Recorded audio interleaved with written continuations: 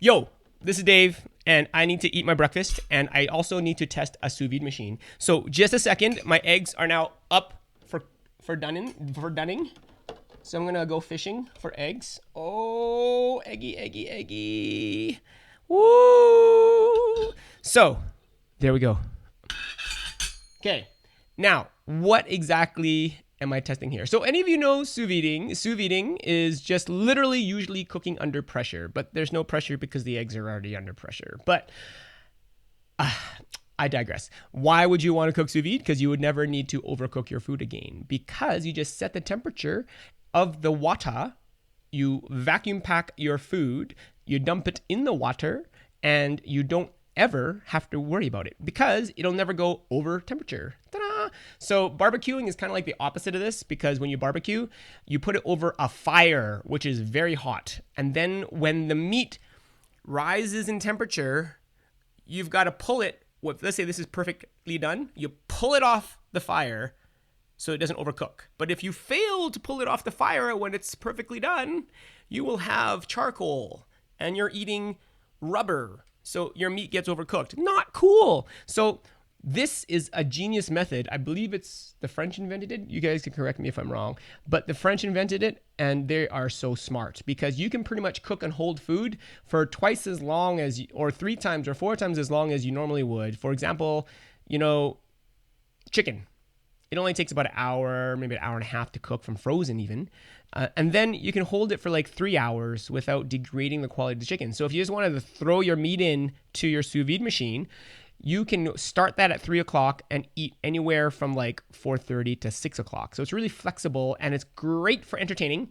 And I've got recipes at Chinese Secrets where I do this even with a giant roast beef. Like I sous vide an entire roast beef. But, the reason why I'm here is because I was sent a sous vide machine by the fine people at Wasserstein. It's made in China. Come on, really? You're not kidding anybody. But the cool thing is it's a really cheap sous vide machine. And so anybody hear the Anova? Like, they're kind of like the gold standard. And I got this one on Kickstarter when they first announced it. So it was like pre-release. It took them a couple months afterwards before they blew out their Kickstarter campaign. But pretty much everybody kind of knows Anova as the brand to beat, right? And they're really good. They're quite accurate. Couple of problems. One, I already burnt through one, but they were kind enough to send me a replacement within the warranty of 1 year. But literally, you're putting motors and stuff in water, so you kind of don't expect them to last forever, right? So anyways, the Anova is great. It's accurate. It's easy to use because it's got this little scroll wheel that's kind of fun, like a mouse wheel. But it isn't inexpensive. I think now you can get it for about 120 US dollars, which is I think about 180 Canadian dollars. But this guy only costs $80 US. So you could save like, what percentage of that, guys? My math is really bad. Like 25%, almost 25% cheaper than this guy. And what if it did like the same thing, huh? What if? Well, anyways, we've got links to all the cheap stuff over there. bit.ly/cheap, capital S, capital V. All right. Now, there's a couple of things that I want to share with you. And the first thing, just go get it, because these are water balls, and get your mind out of the gutter because you just throw these on top of the water. And I wish you guys could see this better. Can you see steam here? No, you can't really see the steam. But because we're cooking at such a high temperature at 167, there's actually a lot of evaporative loss. And I can prove that to you by showing you this Anova. It wasn't even on, and it's got so much moisture on it. Oh darn, I just destroyed it. So it's got so much moisture just from being in this pot, okay? Now, what do water balls do? Absolutely nothing. All they are these BPA-free balls that you just throw on top of your water. And I thought that this was kind of a gimmicky thing, and I thought, okay, whatever, useless. But I cooked a pork picnic shoulder for 48 hours, right? 48 hours is a long time, even at like 145 Fahrenheit, okay? And I only had to fill up water once in my pot when I use the water balls. Now, normally when I don't use the water balls, I use saran wrap and I try to saran it as good as I can, or I put it in my cooler, all right? But this is amazing because there's minimal evaporative loss, and all you need to do is just toss these balls on top of your water and you're good to go. So definitely get those. Links are over there. I think they're $20 for a bag of 250. And my son, who loves to keep little gadgets and stuff, tried to steal a couple balls from me, and so I wouldn't let them. So if they go missing, check the kids drawer because they likely want to play with them because they do bounce on hardwood pretty well. Okay, now second thing is the actual sous vide machine, and there's some really cool things about it that I really like. One, it's more powerful than this one. Now granted, I've got the older version of the Anova. It's the Bluetooth version and not the Wi-Fi version. So it's only got 800 watts as far as the heating element. So it takes a little longer for it to get going, especially when you're using high temperatures like cooking eggs at 167. It'll take a couple minutes longer than this bad boy because this one's got a 1,000-watt heater. Very awesome. The other thing that I really liked about this is that it's super silent. Listen to this. It's on and it's cooking. And you can't even hear it, okay? Now, I'm gonna turn this one off. Okay, I'm gonna turn on the Anova. So yeah, man, it disturbs the water a lot more, and so you're pushing your eggs around because the fan is so strong for the circulator in the actual Anova. And honestly, you don't need that strong a circulator. I don't know what they were thinking. On my initial review, and I have that on NotSoAsian, I wish that they would give us a variable speed on the impeller for the water because there's no reason to destroy your eggs and make them dance when you're just cooking a couple of eggs, right? So the Anova is noisier, which I really don't like, and it's weaker in the power, okay? So that's pretty much, oh, and of course the price. This is cheaper, right? You're saving $30, $120 currently at the time of this versus $80 US. Now, that's about all I can say that's good about it because there's some things that I don't like, right? So one, it's not as accurate as the Anova. So you're about 1 degree off, which isn't going to be critical unless you're doing eggs. So we're going to crack those open and eat them together. But I also found, we also tried yogurt. I've done beef, I've done chicken, I've done pork. And when you do yogurt, it's at a really low temperature. And so we usually like to set that at 115 or 112. And it was off by 3 or 4 degrees at that temperature. So that wasn't very cool. So if you need pure accuracy or if you're anal like that, then the Anova is going to be more accurate. Oh, let's move this. Let's turn this off because that's way too noisy. Okay. Well, yeah. Stop. Turn this one back on. And that one is 167 again. Okay. Now, the other thing that I did not like was the clamp design. Now, it's on, so I don't want to pull it out of the water, but the clamp is just this little spring clamp. And when I put it on, I cooked like 40 pounds of pork at once with this thing just to test it.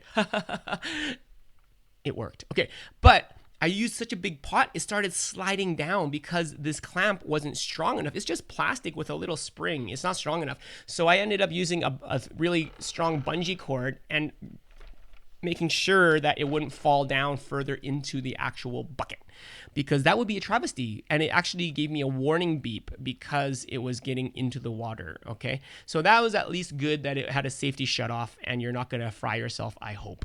But don't sink the whole thing, of course. Okay, now the last thing, the details. They're not as good a fit and finish. The plastic quality isn't as good as the Anova. The clamp design in the Anova is genius because you can rise and lower the clamp as needed. And I find that even when it says minimum water level on the Wasserstein or whatever you call this thing, that you need even more water than the minimum or else it'll error out and it won't work. And so those little details are kind of annoying. It's got a silicone sleeve here and that was a little bit ripped even right out of the box. So you know, it doesn't inspire confidence as far as that's concerned. But that being said, even my expensive Anova has been replaced once already. And again, we're putting a heating element, an impeller, and electronics really close to water, right? And there's a lot of evaporative loss, which means your water is getting into your electronics as well. So these things aren't going to last forever because of their all-in-one design. But their all-in-one design also makes them really convenient because you just stick them in a pot or a plastic bin like this and you cook. And so super easy. But let's take a look at the eggs now and see what they look like. Aha. Oh, one other thing. I believe if you remove power from... Okay, this one has a power on-off, which I really like. This one does not. But if you unplug it, then it resets itself to Celsius, and then the equivalent of 132 degrees Fahrenheit. And so I don't like that. This one will remember, it must have like onboard memory because it'll remember even if you unplug this bad boy, and there's no on off anyways, okay? So pros and cons. Oh, by the way, and I don't use the Bluetooth. I think it's senseless. I wouldn't use Wi-Fi either. So I don't really think that's an extra feature that's worth paying for. So yeah, if you are gonna do meats, this is going to be awesome because really 1 degree in meats, unless you're cooking a really expensive hunk of like prime rib, like Joey, your $250 piece of prime rib, like then I wouldn't really worry about 1 degree. Okay. But you can always check that, of course, with a accurate thermometer, right? Ta-da! So there's lots of different options that you can do to make this work. And really for $80, anybody can try sous videing. So woohoo, really cool. Okay. Let's check the actual comments. Hello, Buffy. Lewis is in the house. Janet Paints is in. Jason says, turn the mic. Can't hear you. Oh, sorry about that. Can you hear me now? I think you can. Sorry, I was trying to demonstrate the volume. Or is it bad? Is it better now? See, yeah, look. This thing is still on and it's so quiet. Unbelievable. Okay, so now that we've demonstrated what they sound like, let's just move this over. Oh, it's pretty heavy. Oh, let's try not to push my computer over. Okay, so here we go. 2 eggs.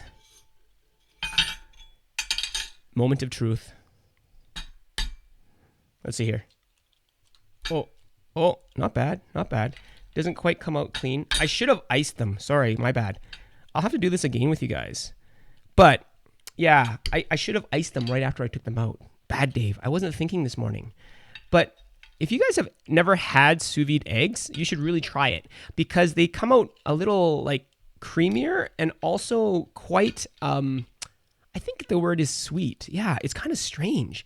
And I've just got, excuse me as I lick my fingers, a little bit of truffle salt.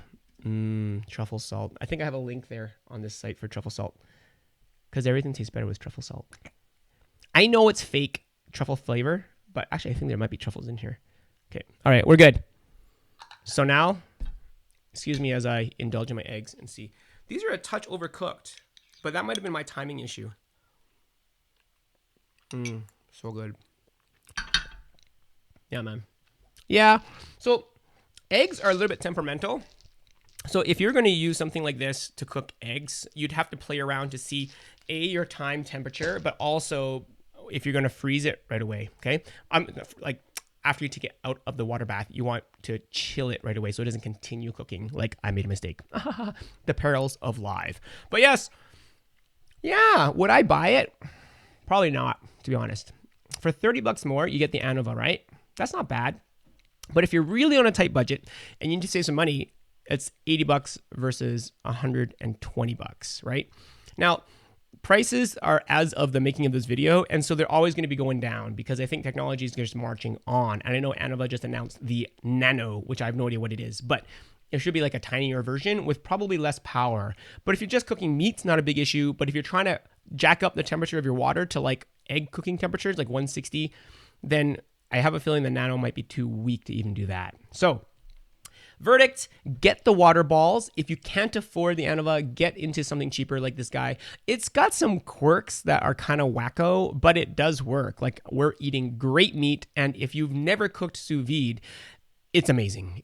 You will not overcook your meat, and you can serve guests, like a whole army of guests. Like, we cooked for 25 people without issue and without stress, which is awesome. So that is all I have for today. Let's talk about the comments, which there are none. So I'm just going to go eat my eggs in peace. So thanks for watching, guys. It's Friday.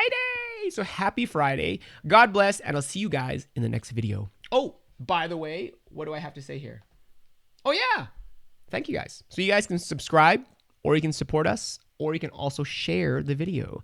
But now I hope you guys can sous vide with me, and I'm going to show you guys some more tricks like David Buck. We're going to do the dork food with that chicken. Unbelievable. Cheers, guys. Happy Friday.